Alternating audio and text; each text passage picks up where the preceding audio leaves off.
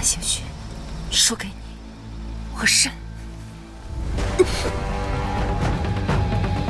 你可不像这么容易认输的。既然什么都试过，只差最后一个。哦，还差什么？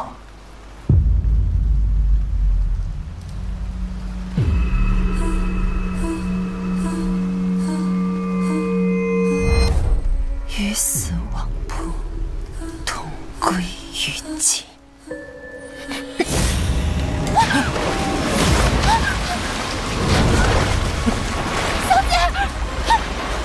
沈元直，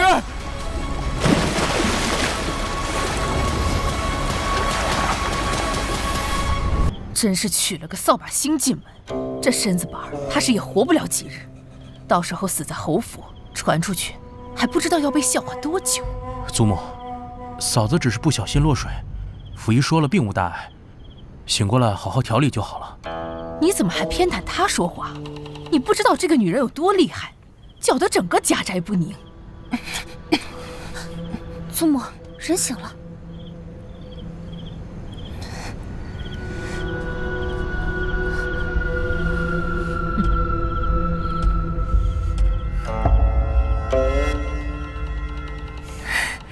相公，大嫂，你认错人了，这是你小叔子，那才是你相公。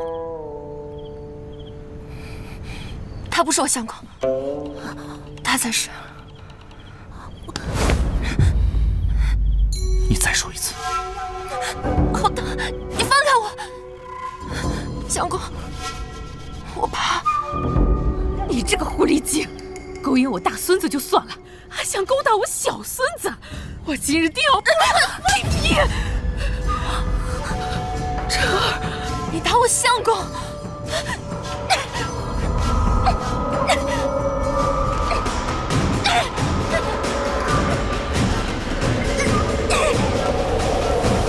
闹够了没？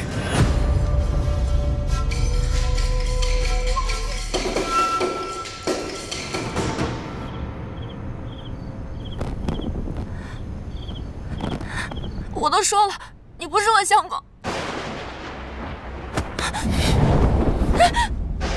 你太让我伤心了，娘子。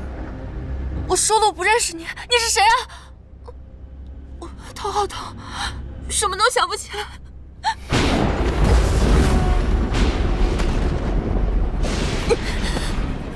你这样对我，就不怕你的心上人死不瞑目吗？不装了，好玩吗？你不是说我给你戴绿帽子吗？那我就戴给你看，好看吗？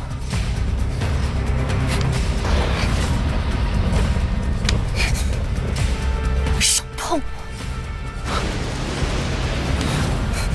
好，既然你这么喜欢范星辰，那我便给你个机会。不管你用什么方法，只要你能够让他爱上你，得到他的全部信任，我便放你自由。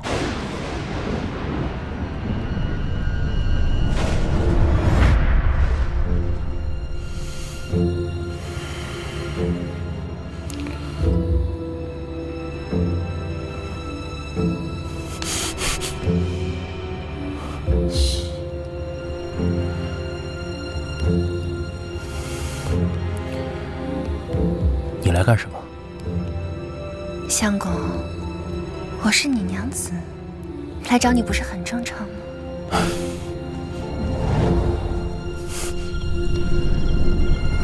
估计是伤到了脑子。我不是你相公，大嫂。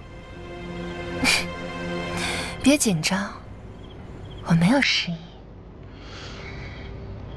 如果我说我移情别恋，爱上你了，你信吗？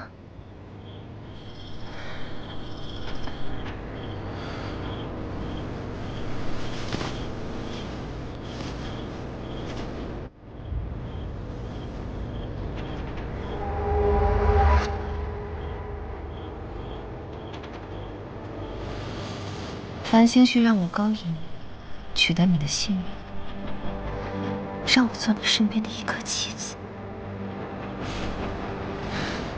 小叔在害羞呢，别回头，他在门外看着你。你想干什么？比起他，我更相信你。他3番5次想置我于死地，我更想跟你合作。成交。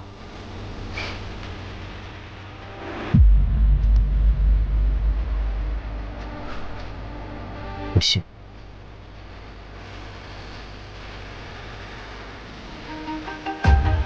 因为我也喜欢你。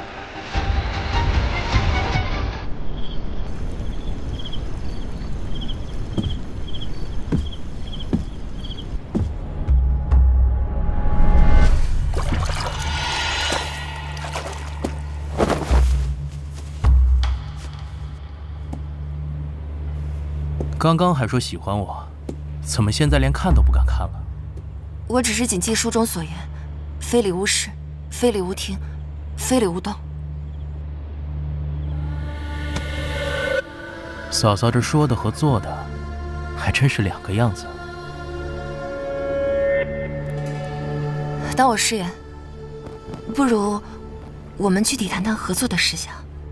那要看看你的诚意了。什么意思啊？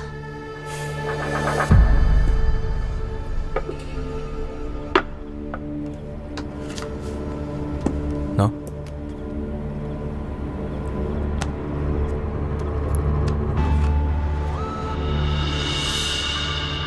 接风宴是，繁星旭在朝上联合几位主和的大臣，说服了皇上进行和谈。他想兵不血刃地收回10州郡县，这是最好的机会。其中有你的父亲，尚书沈大人。朝堂之事，我一个女子，自然是不知道。当然，这几日使团就要到达汴京，繁星旭会在侯府为其办接风宴。我要你帮我做一件事。瓶中是鸩毒，毒性猛烈，无色无味，融入酒水中几乎不会察觉。你只需要在接风宴上将此毒下在大使节身上即可。所以，你真的是细作？言不尽意，终不是人。我是什么身份不重要，重要的是，我所做一切皆为大业。不敢了。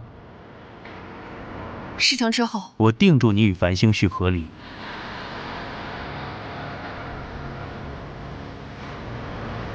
愿君不负此。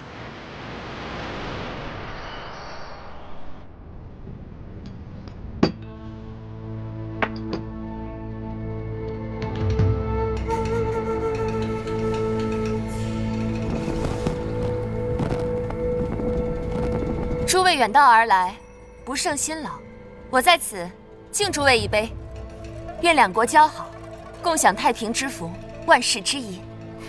谢侯夫人吉言。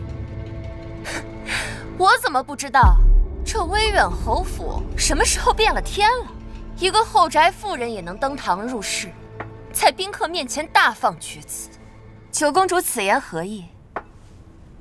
我既嫁了进来，就是威远侯府的当家主母，掌家中大事，统摄内外，居中调和，为家族之兴旺。这其中自然也包括礼待宾客。九公主对此是有什么不满吗？威远侯，这次使节入汴京有多重要？你不是不知道，你就不怕他犯错，影响了两国的交涉？今日是迎接贵客的接风宴，还请公主以大局为重，莫要因为针对我失了皇家的风范。还真是伶牙俐嘴。主母之位，既为尊贵，亦为重任。此次接风，它代表的不仅是我侯府，亦是我大燕。夫人持家有道，礼数周全，我自然是乐得清闲。看来公主多虑了。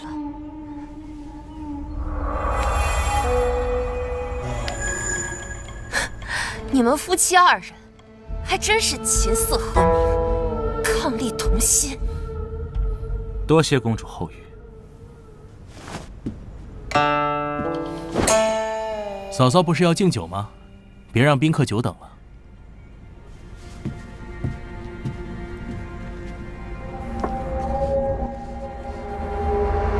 请。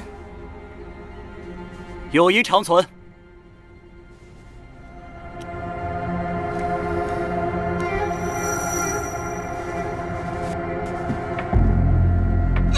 时间，这酒，时间有毒。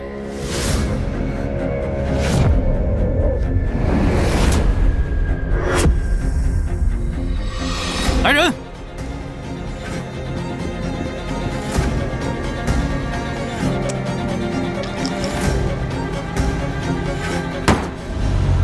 沈元芷，你竟敢毒害使节！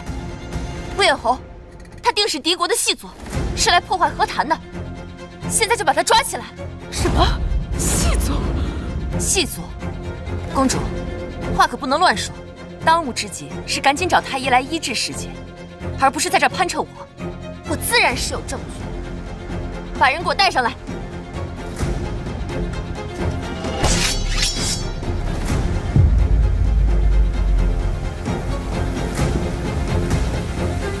我倒想看看九公主有什么证据。若我夫人真是细作，国有国法，我定不是非，不必过。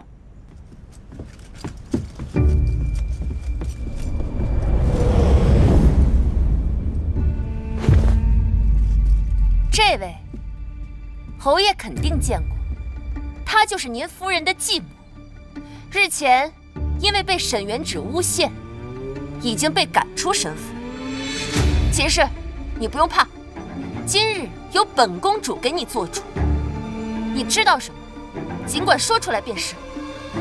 他母亲早逝，父亲续弦，将我娶进了门。我一直将她当作自己的亲生女儿养育，没有想到他却担心我生出嫡子嫡女来，抢夺他的恩宠。于是，在暗中给我和府中其他妾室偷偷下了婢子汤，我就导致我们再也无法延续香火。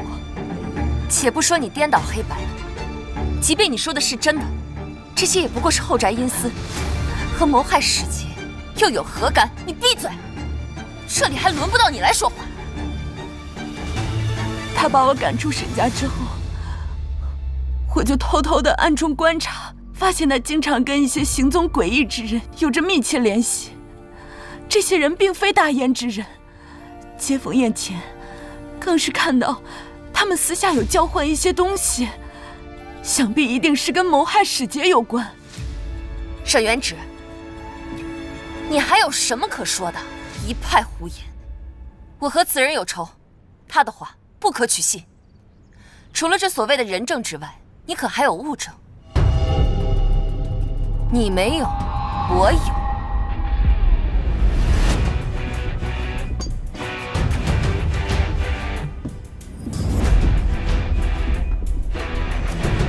证据就在这里，这酒里有毒，下毒之人想要害的是我，而非使节。你说这酒里有毒？方才我要敬酒的时候，因为被九公主打断，我误拿了使节的酒杯，而他却在喝了我应该喝的那杯酒后中毒，所以我敢断言，下毒之人要害的是我，不过却阴差阳错害了旁人。于是，为了不引人怀疑，他干脆祸水东移，将一切栽赃到我头上，所以下毒之人就是你。你敢诬陷本公主？你有何证据？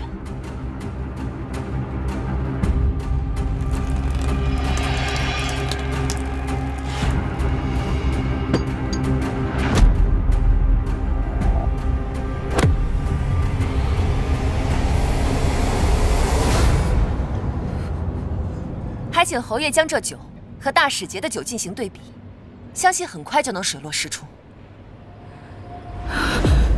你疯了吗？竟敢拍咬公主！旭儿，你们还不快快把她抓起来！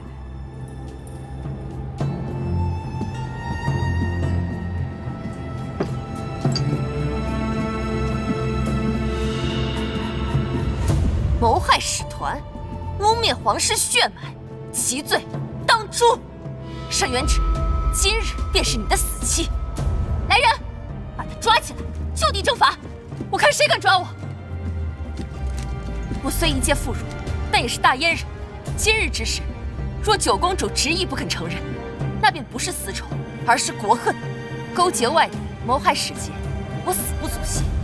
但若因为此事导致两国和谈破裂，甚至引发战事，身为皇家之女，既享了庶民之俸，就必担天下之责。九公主，你宁愿牺牲大燕百姓，也不愿承认错误吗？倒反天罡！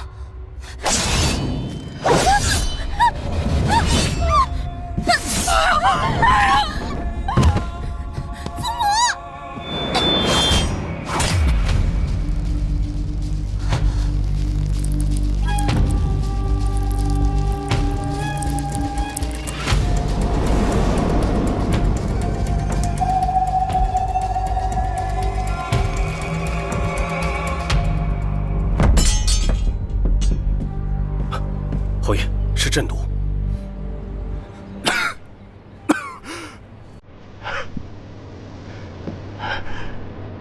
我在边关曾有幸遇见过一位神医，他给了我一颗能够解百毒的药。今日遇见此事，情急之下，我便想到了此药，没想到还真有奇效。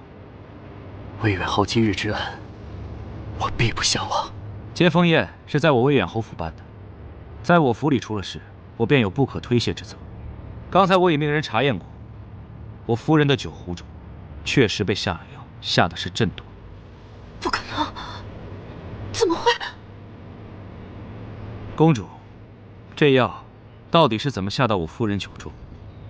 秦氏又是否有确凿证据，还是受人指使诬告？我定会好好审查。若真如我夫人所言，和公主有关，我相信圣上为了两国安宁，定不会徇私。不是我，跟我没有关系。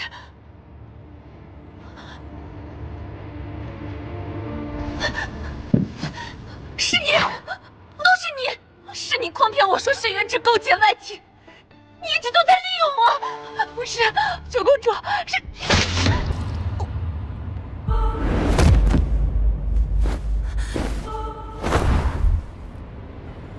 夫君方才用手挡住我的双眼，是怕我被继母的死吓到了吗？我是怕夫人太高兴，控制不住自己，忍不住笑出来，不好的。你倒是了解我。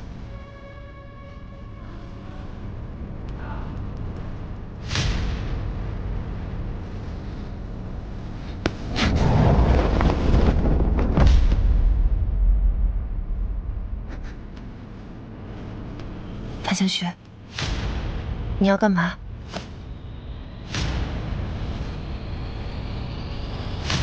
随身带了鸩毒，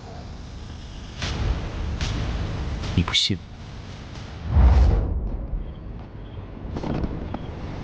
侯爷，在使团接风宴上下毒之人已经拷问，他说我只是收钱办事，确实不知道幕后主使是谁。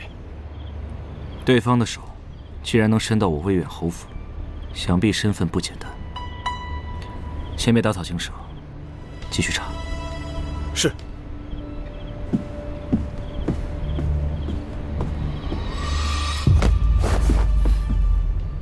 听了这么久的墙角，夫人不累吗？你交代我办的事有眉目呢。樊星辰果然有问题，但他并不完全信任我，他想试探我，让我在接风宴上给使团下毒。看来他是做了两手准备，一边交代我，一边安排了自己的人。未必。你的意思是，想要下毒害人的人可能不止一个？这事做不得。不，这毒必须下。只有这样，你才能彻底取信于他。可是，我自有应对之计。所以你的应对之计就是让大使节陪你演戏，假意中毒，引出幕后之人。什么可以解百毒的药，都是虚晃一枪。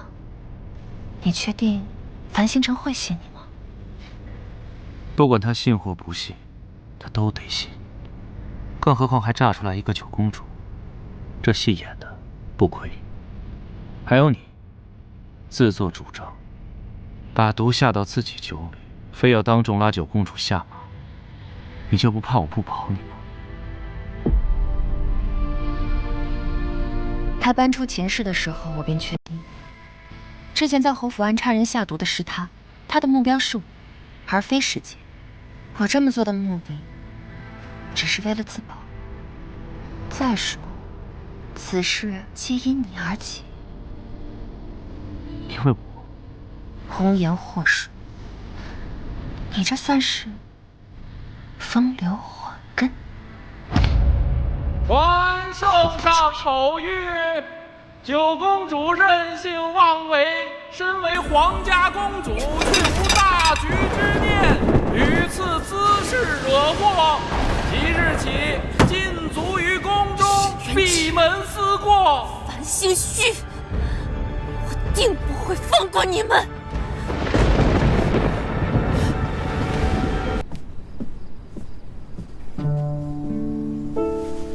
小姐，别凉着了。以后别叫我小姐了，免得平白被人抓了把柄。是，夫人。放心吧，很快便能叫回来了。只是现在我有个难题，还不知道怎么解。什么难题？鹬蚌相争，这渔翁到底要如何才能得利呢？是坐山观虎斗，还是挑动双方矛盾，让他们两败俱伤？但是这样的话，渔翁可能未必会全身而退。夫人，谁是鹬蚌，谁又是渔翁？您现在说话，我怎么一句都听不懂啊？不懂是福气。丁丁，你先回去，帮我将盥洗的东西准备一下。是。小叔子既然来了，不给嫂嫂请个安吗？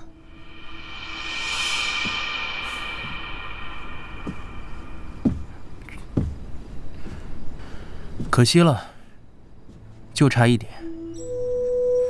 你说繁星絮那瓶能解百毒的丹药，是真是假？不可能作假吧？这大使节的命可都是靠他续上的。你交代的事情我已经办好了，小叔子不会不认账吧？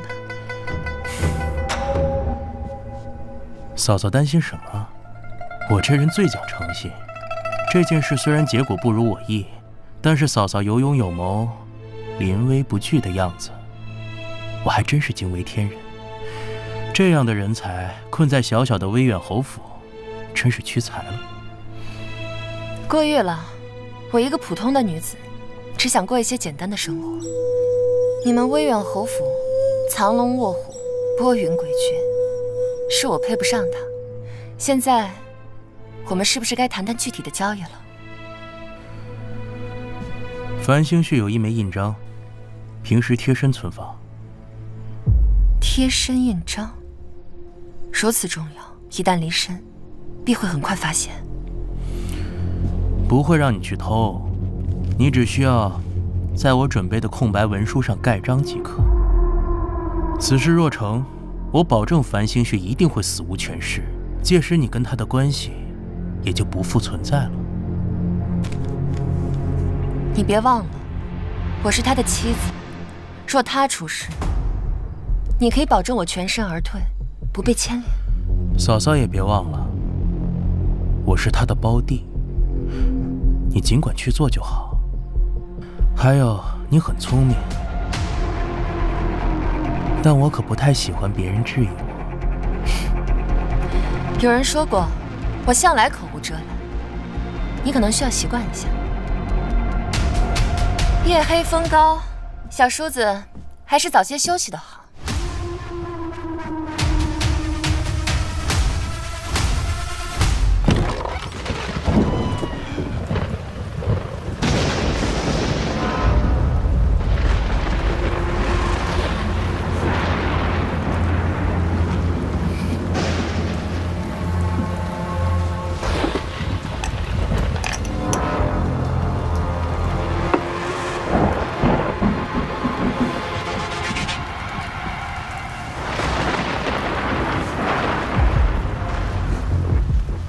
贴身存放。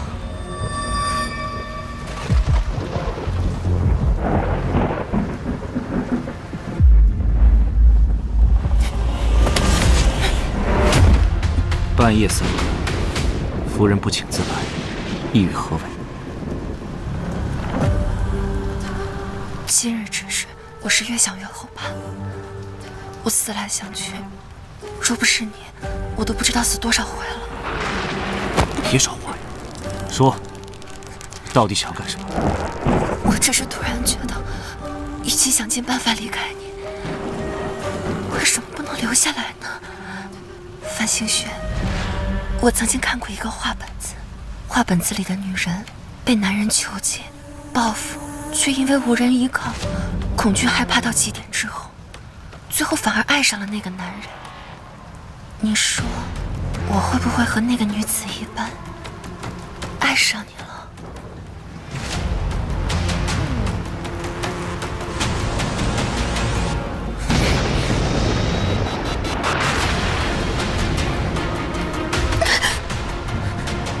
滚！别用你对范星辰那套来对我。还有，别让我抓到你什么把柄。还不滚！让我再说一遍。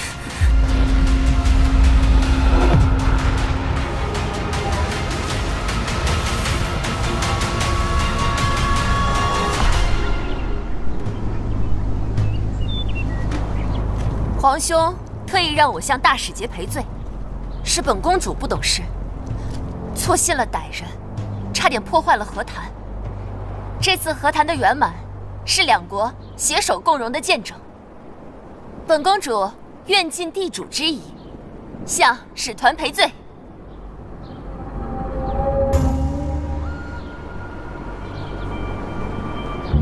九公主言重了。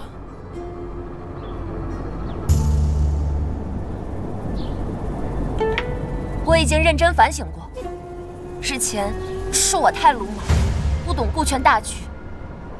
所幸大使节身有祥瑞，逢凶化吉。为了表示我们的歉意，我想寻一件独特的礼物，赠予使团。我大燕以紫貂为基，听闻这围场曾在月余前出现过紫貂，此兽聪慧灵敏，可谓是稀世珍宝。若能猎得此物，赠予使团，结两国之好，岂不是一段佳话？侯爷，若论剑术，我大燕无人能出其右。敢问侯爷是否愿意一展身手，替我寻一寻这紫貂？魏野侯，不若我们比比看。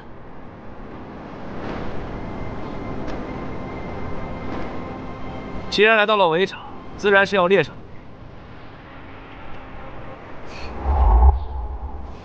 请。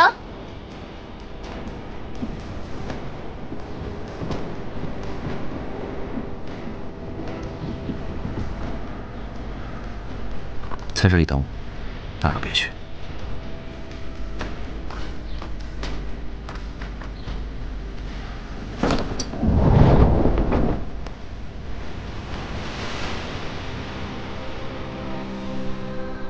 撤！撤！撤！撤！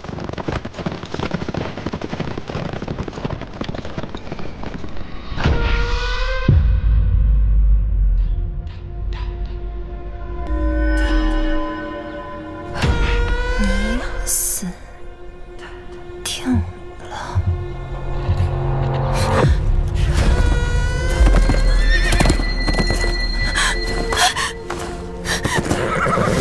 我来帮他。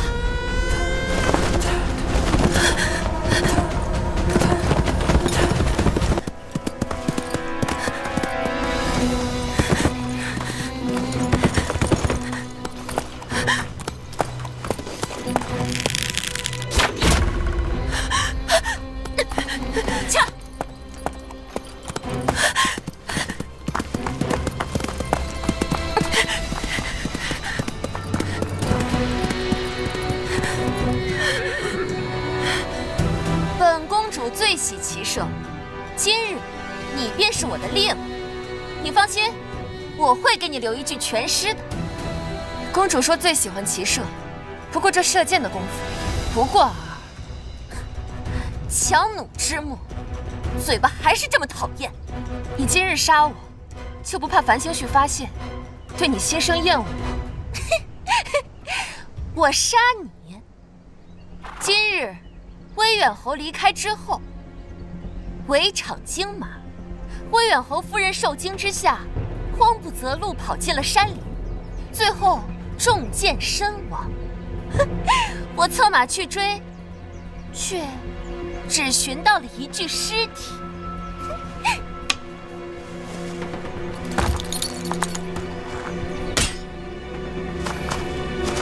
这个故事无聊又烂俗，毫无新意，我不喜欢。对了，那次贺薇兰当街撞马而死的故事，也是你撒的狗血吧？事已至此，我也不怕告诉你，就让你做个明白鬼。贺薇兰那个贱人，确实是我杀的。我知道繁星絮心有所属，但他一直将人保护得很好，我找了很久方才找到他。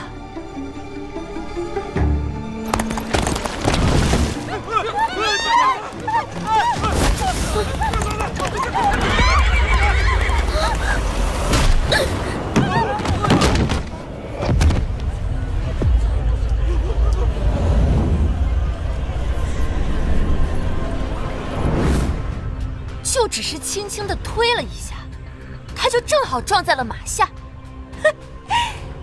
那匹马也是匹疯马，无论马夫如何都拉不住他。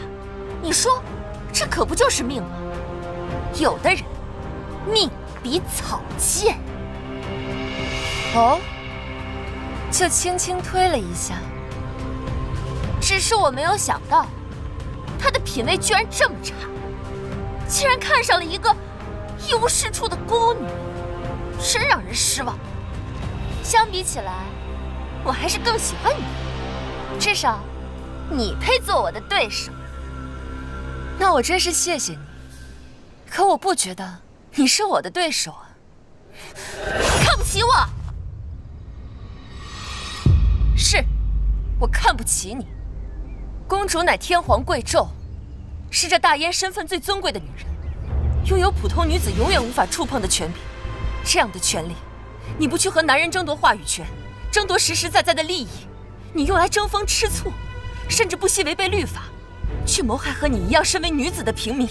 所以，我看不起你。你懂什么？你有什么资格评判我？你不也是一样，为了一个男人，搞得鸡飞狗跳，身不由己。看来这个秦氏把我卖了个彻底。是，所以我让那个狗男人滚了。公主你呢？你也可以放下繁星絮，少背几条人命，替自己积点德。我从来不想和你成为敌人。说够了吧？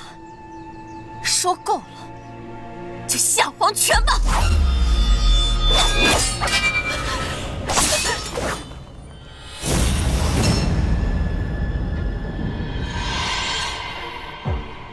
戏看够了，舍得出来了。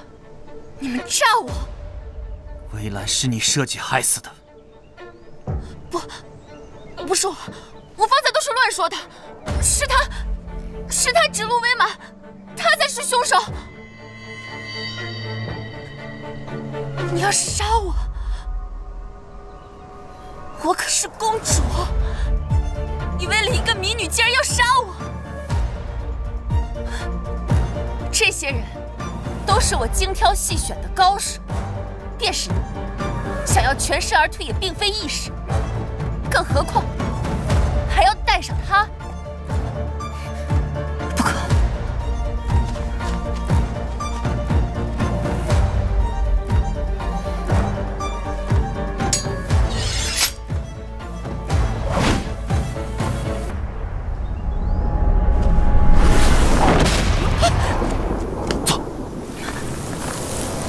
给我追！杀了他，一个不留！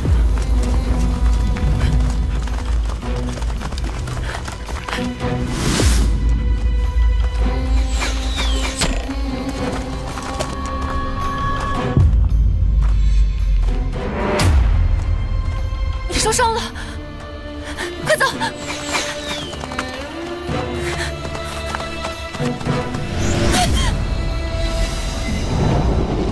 什么高手，一群废物，到现在都没解决掉。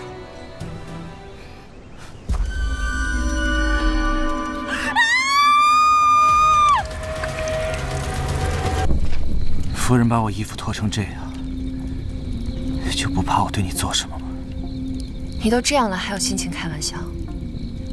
你这副样子，就算想对我做什么，也是有心无力。你既然知道九公主要对付我，甚至提前做好了准备，怎么就没有想到还有高手埋伏呢？你是不是觉得，公主亲口承认杀死魏兰之后，你便可以洗脱罪责了？难道不是吗？我冒着生命危险，好不容易从她嘴里套出了真相，还不能证明我的清白无辜吗？你是眼下耳聋吗？你心上人的死确实还有疑点，但这不是你威远侯颠倒黑白、针对我的理由。别忘了，是你一直在引导我，你的命还在我手上。你把剑拔了，不想我死的话，动作快一点。方才还是我的命在你手上，你还真是不怕我害你？不怕。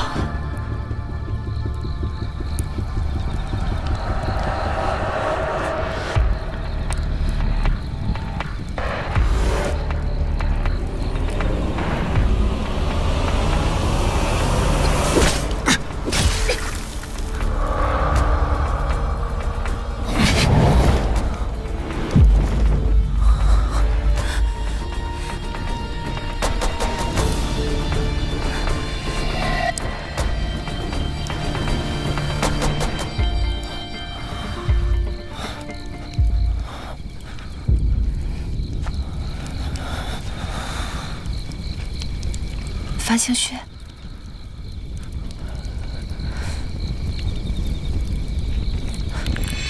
好疼。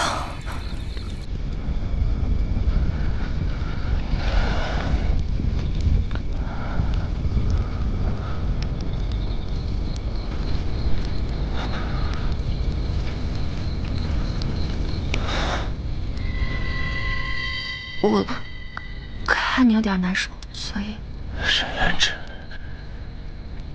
你真的很讨厌。我知道，你不止讨厌我，还十分厌恶我。你不用提醒我，我很清楚。你不知道，好几次我恨不得直接。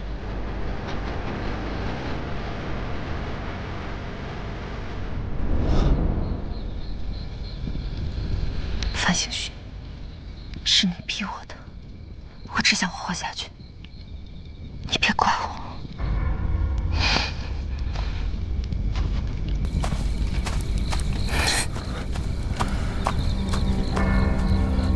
还好我没杀你，对不起。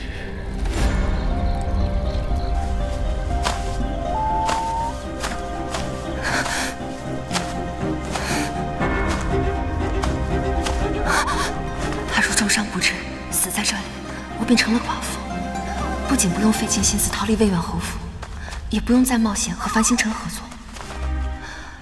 可是今日若不是他救我，我可能早就死了。不，沈元直，你清醒点，没有他的存在，你根本不会遇到这些人和事。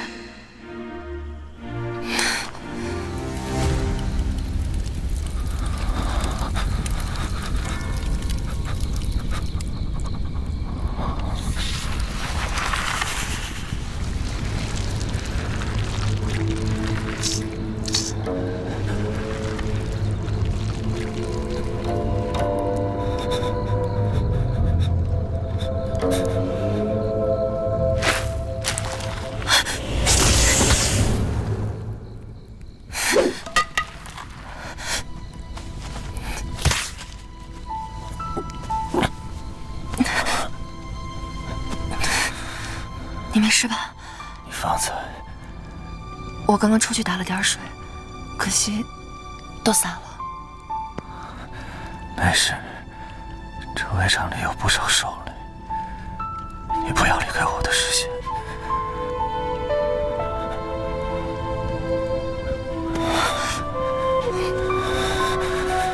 好了。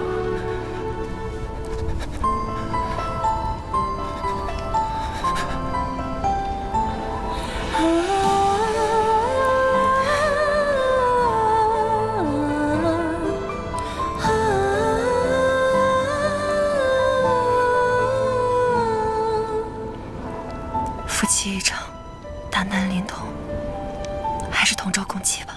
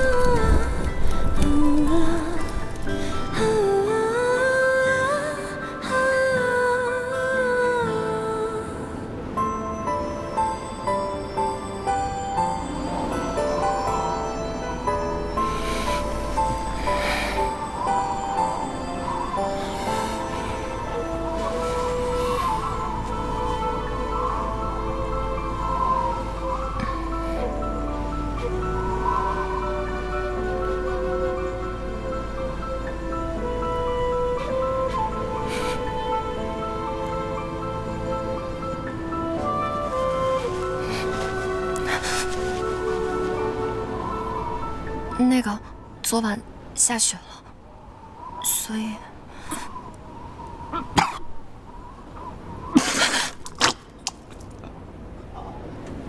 走，得赶紧离开这里，找大夫医治。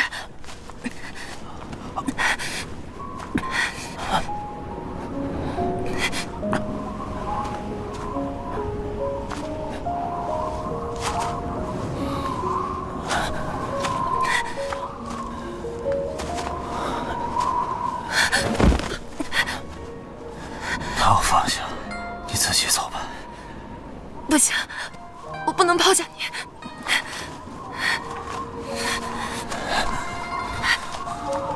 你就不怕我抓着你一辈子不放手吗？若我死了，你就自由了。如果我把你抛弃了，如果你命大没有死，那我岂不是罪大恶极？你放心，我救你不是为了你，我是不想给自己留下后患。就当是替我还了当前的人情。你把手给我。你想干嘛？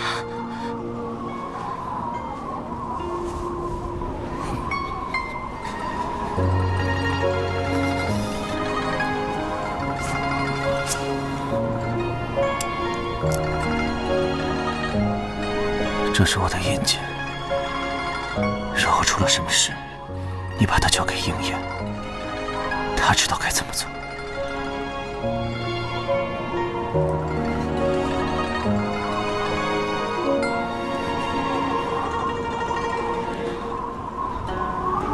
这么重要的东西，真的要交给我吗？你暂时替我保管，到了安全的地方之后，你再把它还给我。走。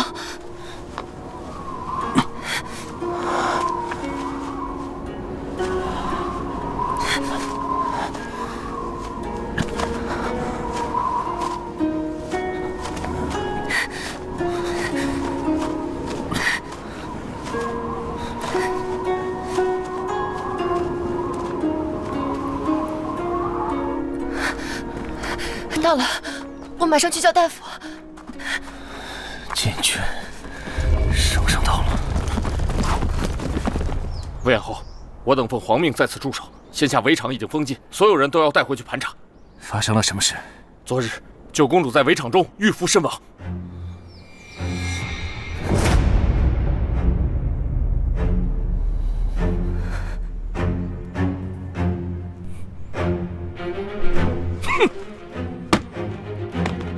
且酒后失态，杀了我大燕的公主，此等肆意妄为，理应问斩。我没有杀人，人不是我杀的。圣上，此事尚有诸多疑点。什么疑点？人就死在他的帐内，他酒醉不醒，地上全是他的血。九公主平日确实被我宠得有些任性，但她毕竟是我的妹妹，是大燕的公主，丧妹之痛，姑岂能忍？那些所谓的高手，面上是九公主的人，实则是为了拖延时间，调虎离山，破坏和谈。圣上，和谈之事关系两国百姓福祉，若此事真与使节有关，再行定论亦可。罪证确凿，不是他还有谁？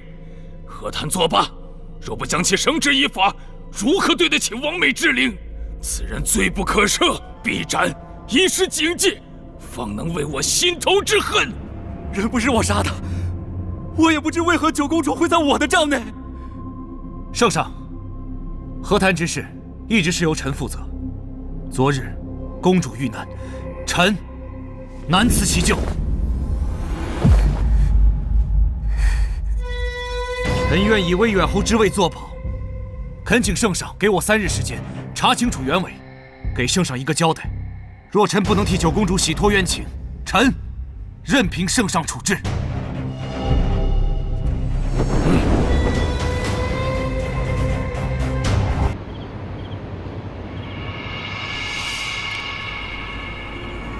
很疼吧？你在关心我？我只是觉得很对不起我自己。认识你以来，这样的痛我都不知道尝了多少次。身体发福都是我的，我却没有保护好自己。很好，凡事把自己放在第一位。你这罪没白受。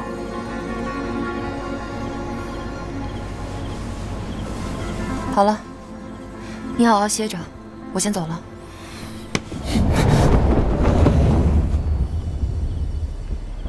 留下来吧。留下来干嘛？别误会，杀死九公主的凶手还没有找到，而我又在查办此事，以防万一，你还是不要一个人待着。原来你在担心我。你别误会，其实我知道，你为人虽狠辣，但痴心一片。除了贺薇兰，心里容不下第二个女人。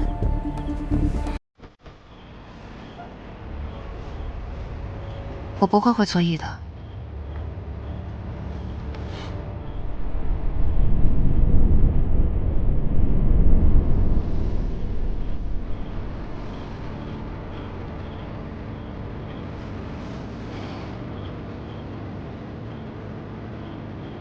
你想做什么？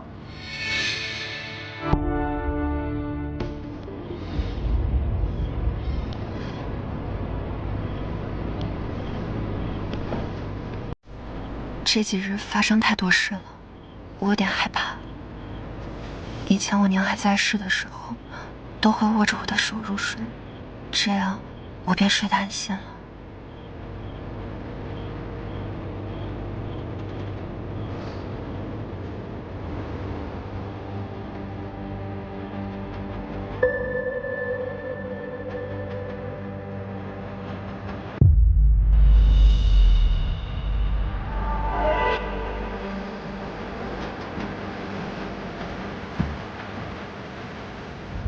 你要的东西。红颜果然是祸水，就是繁星絮也逃不掉。红颜若是祸水，那须眉不都是灾星了？这些都是失败的男人给自己找的借口吧。当然，小叔和他们不一样，无深信，子之才，前途未可限量。大事既定，你可别忘了我们的约定。那是自然。繁星絮那边，他在忙九公主的事，在他未察觉之前，你最好动作快一些。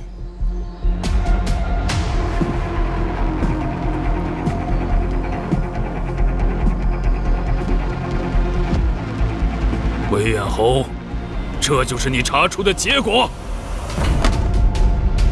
圣上，此案分明是有人故意杀害九公主，嫁祸于大使节，目的就是为了破坏和谈，让两国陷于仇恨之中。有何证据？经仵作仔细查验，九公主的死因是窒息，应是被人掐住脖颈，导致无法呼吸而亡。这些我都知道。臣发现公主的脖颈、手腕、头皮等处皆留有细微的伤口，而这些伤口来自于围场的荆棘。这又如何？她进入围场狩猎，被荆棘划了几个口子，那有什么好稀奇的？确实不稀奇。但如果这些伤口是死后才出现的呢？活人的血流动快，受伤后容易血流不止，但死人却大不相同，血液流速慢，且颜色与活人愈合的伤口有所不同，所以臣断定，九公主身上的伤至少是死后2个时辰才出现。你的意思是，大使节进帐之前，九公主就已经死了，而九公主并非死于大使节酒后误杀，而是白日在围场已经死亡。凶手将她的尸体从林间拖拽回来，安放于大使节房内。另外，臣发现，在大使节的酒中有人故意下药，使其昏迷。下药之人我已经抓住，只可惜他是被人以书信收买，并未见过收买之人。可恶！到底是谁？太后驾到！母后，太后吉祥。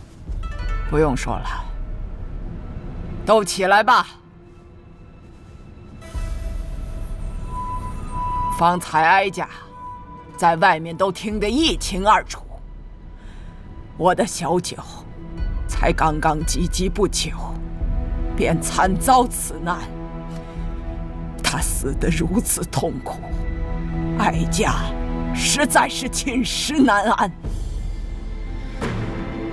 魏远侯说是有人利用小九的死破坏和谈，我看却不尽然，因为这和谈是你主持的，使节团也是你负责招待的，此事与你利益甚大，难保不会有意包庇。且之前小九被禁足，究其原因，也是因你们夫妻2人所起。你的调查结果，我不信。母后，此事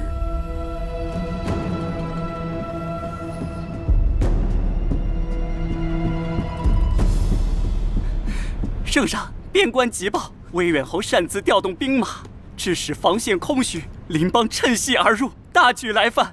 我军措手不及，折损将士甚众，情势万分危急，还请陛下定夺。魏远侯，这是怎么回事？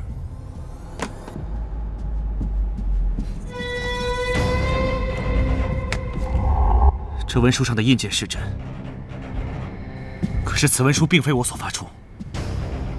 圣上，臣要告发樊兴绪通敌叛国之罪。他早与大使节勾连，收受其好处，想要在和谈中牟利。其次，他提及的给大使节下药之人，就是他故意买通做伪证的替死鬼。圣上若不信，可以召此人上殿询问。一派胡言！圣上，圣上，他这是故意诬陷。圣上，臣妇有事相报。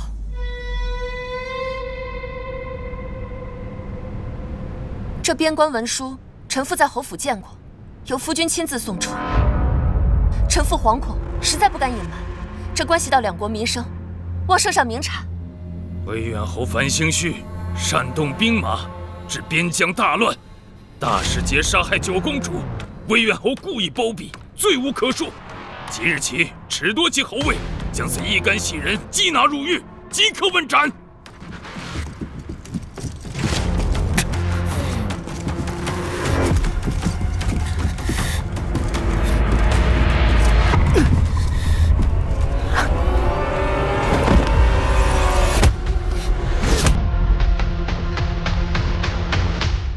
左右逢源，见风使舵。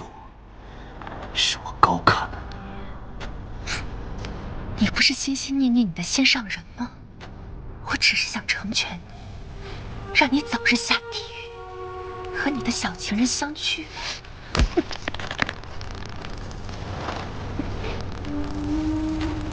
魏远侯，你疯了吗？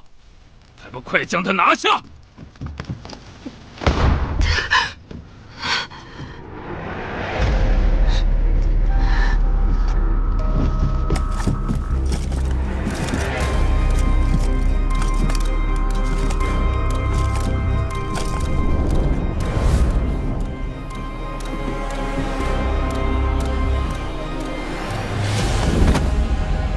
斩！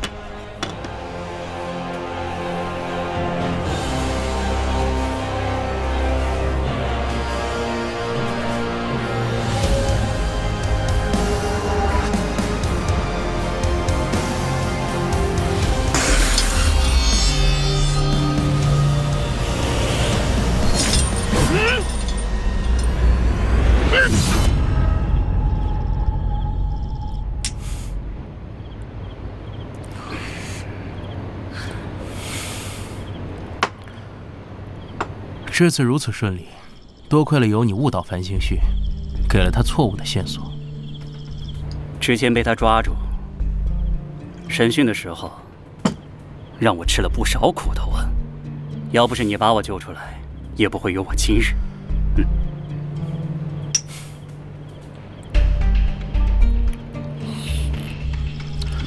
上面允我几日后离府，这侯府很快便会被朝廷收回。等我将在外礼佛的妹妹和祖母接回，我便带他们离开大燕。宁王答应给我的新身份和勋爵之位，主上不希望两国和谈成功，这件事你办得很好。他之前说过的话，也必然不会忘。这是主上提早为你准备的通关文牒。那便好。但在此之前，我还有件事情要做。何事啊？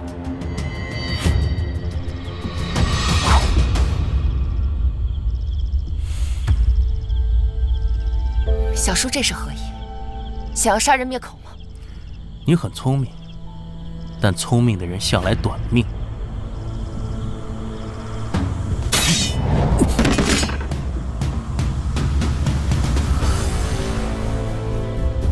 已经被我没有死，你是不是很失望？你们耍我！是我让他主动接近你，也是我让他故意自保，将目的告诉我。一切都只是为了打消你的疑虑，让这场戏更逼真罢了。你这个人向来自负，绝对不会相信自己判断失误。沈元直。他几次三番要杀你，却回来将你日日折磨，你为何还要帮他？并不是我不想与你合作，一开始我确实存了在你与他之间周旋谋利的心思。鹬蚌相争，渔翁得利，我想看你们兄弟相争，谁占上风，我就倒向谁。所以你是觉得他占了上风？不，是你太卑劣。我虽然只是一个小小的女子，但也是朝廷俸禄长大的尚书之女，深受国恩，不思相报，反为敌谋。此等其家国于危亡、背信弃义之事，我是万万做不出来的。什么狗屁家国！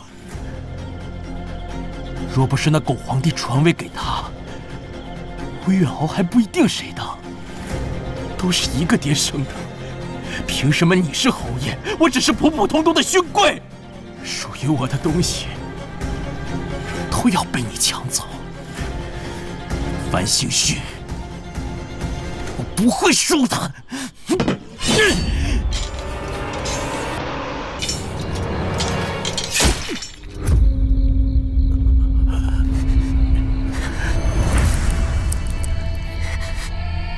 沈元直，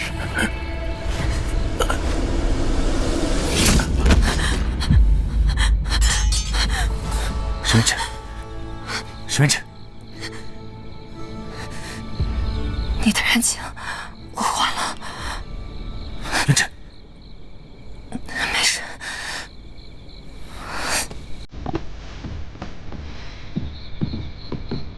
把人带走，把他们交给刑部。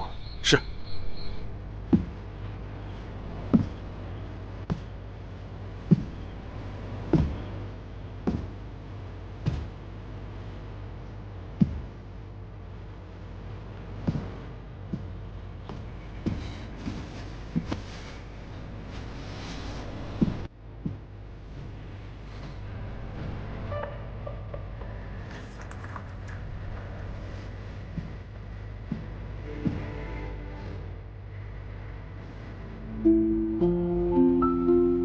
有件事我很好奇，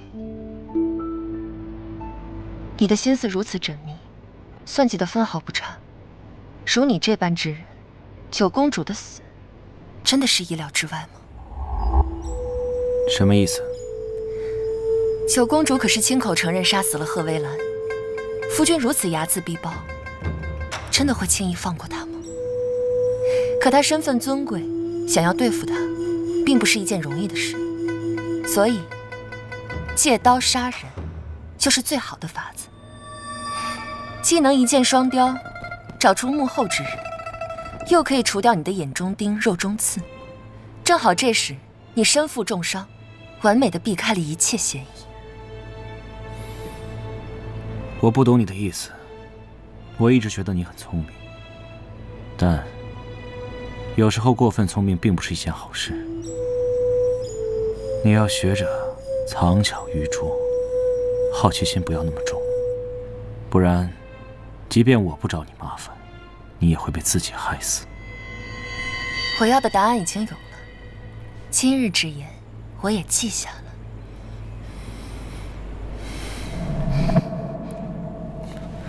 你没事吧？没事，老毛病。我只要累了就会有些头疼，休息会儿便好了。我让下人去准备些吃的，就你平时爱吃的红豆羹，可以吗？还是你不想吃甜羹？我去叫傅仪。不必了，我说了我没事。你为何对我这么好？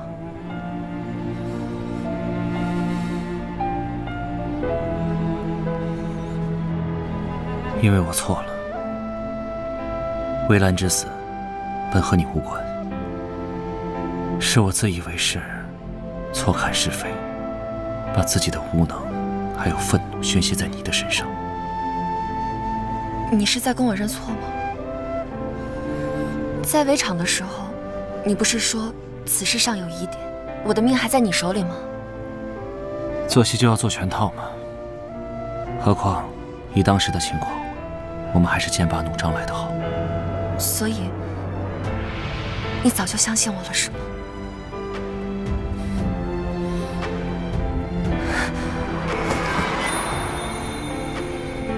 程宇，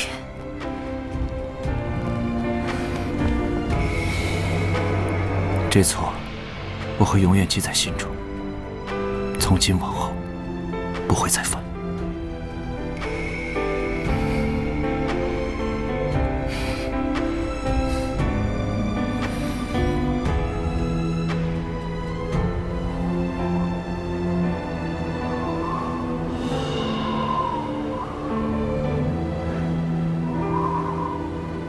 是雪。